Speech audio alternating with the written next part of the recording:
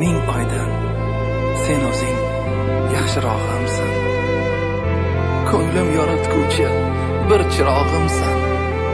Qur'oni Karim nozil bo'lgan oyimsan. Xush kelding kutganim moh Ramazon. Alhamdulillah vassalatu vassalamu ala rasulillah. Amma ba'd. Assalomu alaykum va rahmatullohi va barakatuh. Rasul akram sallallohu alayhi va sallam در یک حدیث مبارک همچنان مرحمت میکنند که من فریح بدخول رمضان حرم الله جسده علی النیران، یعنی هر کسی که با آمدن ماه شریف رمضان خرسند شود، الله سبحانه و تعالی حرام میگرداند جسد آن بنده را بر آتش دوزخ. در ماه شریف رمضان قلب ها را پاک کرده، خصومت و کینه و عداوت را از میان برداشته، با خویش و تبارها صله رحم کرده، با حق همسایه ها مروت نشان داده، بیمارها را زیارت کرده، سر یتیمان را صله کردن و کارهای ثواب تیزتر شاشمش کردن در کار. این کارهای خیر کنید، البته در دیگر ماها کردگیتان نسبتاً الله سبحانه و تعالی به نامه اعمال شما 700 برابر کرده ثواب نوشته مونده است انشاءالله. اکنون در ماه شریف رمضان از دل بنده ها و آزار دادن، حق برادرها و خیانت کردن، از کارهای گناه خودش نگاه دارد نیز، این البته ثواب میگیرد. رسول اکرم صلی الله علیه و سلم باز در یک حدیث مبارک همچنان مرحمت میکنند که کسی که یک روزدار را افطار کناند با وی چقدر اجر داده می شود خدای خودش میداند. یعنی خداوند الصوم لی و انا اجزی بهی، یعنی روزه برای من است و اجر و مکافاتش من خودم میدهم گفته مرحمت میکند. دیمک همین افطارها را تشکیل کردن هم یک حق همسایه ها، خویش و تبارهای با همدیگر رفت آمد کردنشان به یک عامل حساب میشد. البته افطارها جدا اخچم، کم خرج، بی ریا شدنش لازم. افطارها اگر ریاکاران خوجه کرسن بشود، اگر در وینده هیچ خیل ثواب نمیشد. افطارها یک اونجا 150 تا 200 تا آدم های خبر کرده اومده، همه وهای در نوینده 10 تا 12 تا روزدار دیگر روزخور، البته ما بجای ثواب گناه گرفته موندنمان ممکن. اکنون عزیزان، روزه ماه شریف رمضان در سال دیگم هجرت فرض کرده شد. الله سبحانه و تعالی در سوره بقره همچنان مرحمت میکند که استعیذ بالله یا ایها الذین آمنوا کتب علیکم الصیام کما کتب علی الذین من قبلکم لعلکم تتقون، یعنی ای ایمان آوردگی بنده ها، همچنانی که از شما پیشتر گذشتگی امت ها، قوم ها و کتابت کرده شد، یعنی کتابت کرده شد، گفتن این فرض کرده شد روزه داشتن، برای شما هم فرض کرده شد شاید که تقوادار شوید. با همین آیت روزه ماه شریف رمضان برای امتای رسول اکرم صلی الله علیه و سلم، برای مسلمان ها فرض کرده شدگی.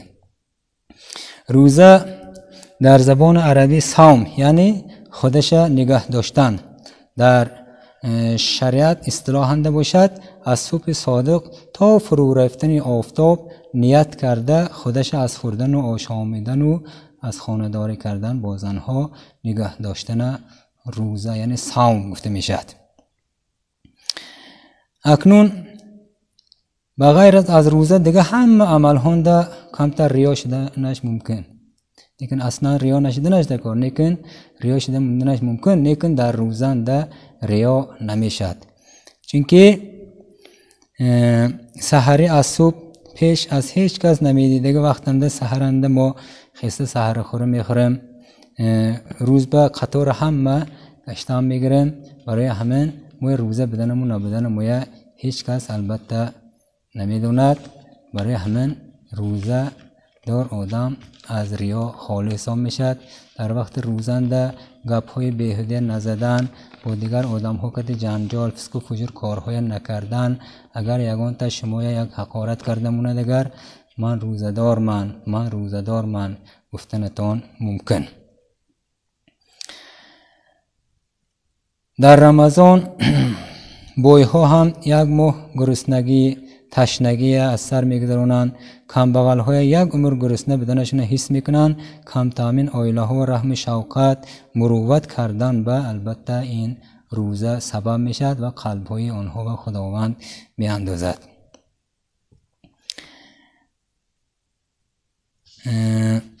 اکنون روزه این ماه رمضان در نزد علماهان یک چند معنی داد کرده شدگی. یکمش همین که عادتاً در آخرهای فصل تابستان درآدرای فصل تراماهنده یک باران نیسان میبارد. میدچه همون باران میدچه باردگی عربنده رمزه گفته می شود. برای من میگویند که همچنانه که همون رمزه طبیعت را از چنگ و غبار پاک گردانید، رمضان نیز با سبب روزه بنده ها را از گناه ها پاک میکند. دویم معناش همین که رمز یعنی عربنده سنگ های تصفیدگی رمز گفته میشد. همون بالای سنگ تصفیم با پای های لوچ برای دیگر البته پایتون میسوزاند. روزه هم به مانند همین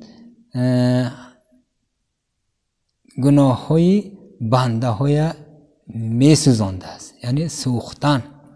سومش همین که در ماه رمضان عادتا عرب ها جنگ و جدل داشته اسباب قرال اسلحه هاشون چرخ میکردند. همون چرخ کردن رمز گفته میشد. چهارمش همین که کلمه رمضان رو حرف به حرف معنی داد کرده شدگی. یکم مثال حرف را این رحمت، حرف میم مغفرت، حرف ضا